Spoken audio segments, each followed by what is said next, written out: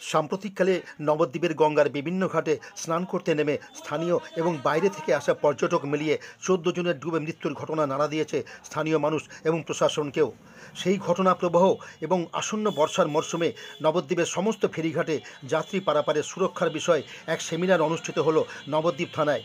বৃহস্পতিবার সকালে নবদ্বীপ থানার আইসি জলস্বর তেওয়ারির আহ্বানে অনুষ্ঠিত এই আলোচনা সভায় উপস্থিত ছিলেন কৃষ্ণনগর পুলিশ জেলার অতিরিক্ত পুলিশ সুপার, বিপর্যয় মোকাবিলা বাহিনীর জেলা অধিকর্তা, বিডিওর প্রতিনিধি, পুরপ্রধান, গঙ্গা সংলগ্ন বিভিন্ন পঞ্চায়েত প্রধান, নবদ্বীপের সমস্ত ফেরিঘাটের প্রতিনিধি, ঘাট সংলগ্ন পুর কাউন্সিলরগণ, জলসাথীর কর্মী সহ কয়েকজন মৎস্যজীবীও।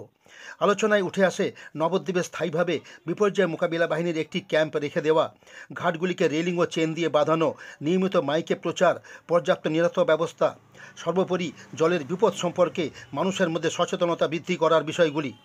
দ্রুত এই ব্যবস্থা কার্য করার বিষয়ে মত প্রকাশ করেন সকলেই। সচেতনতা বৃদ্ধি করতে কিন্তু আমাদের টাকা লাগে।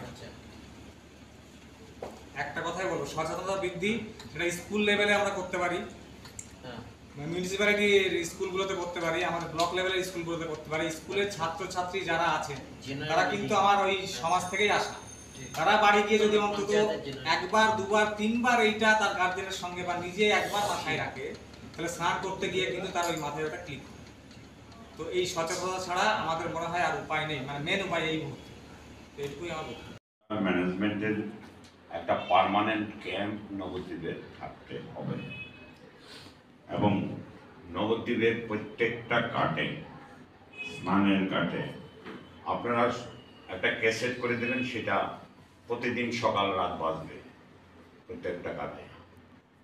এবং যেগুলি পৌরসভা থেকে কোনো অকেশানে অস্থায়ীভাবে যেমন যে মেনটেন্যান্সটা আমরা করে থাকি, এটা পার্মানেন্ট হওয়া উচিত। এবং পাশাপাশি এই লোয়ার ব্যারিকেড করে দিয়ে এটাকে ঘেরা করা, পাশাপাশি মানে প্রত্যেকটা এমনভাবে স্ট্যান্ড রাখতে হবে তার সঙ্গে সিগন্যাল মানে স্টেন থাকে। আর অ্যাওয়ারনেস হলো সবচেয়ে বড় জিনিস। আমরা যদি সবাই মিলে সেখানের মধ্যে করতে পারি তাহলে হয়তো আলটিমেটলি আমরা সমস্যার সমাধানের কিছুটা কাছাকাছি হয়তো পৌঁছতে পারবো। হয়তো আমরা সেখানের মধ্যে দুর্ঘটনা তো কেউ কাউকে বলে আসে না, দুর্ঘটনা হয়তো জিরো করতে পারবো না, কিন্তু একটা রিডাকশন তো আমরা অবশ্যই করতে পারি, এটার মধ্যে আমার মনে হয়েছে।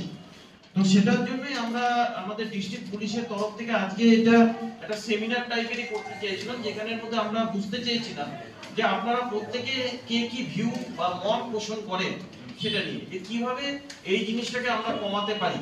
এটাই আজকে আমাদের উদ্দেশ্য।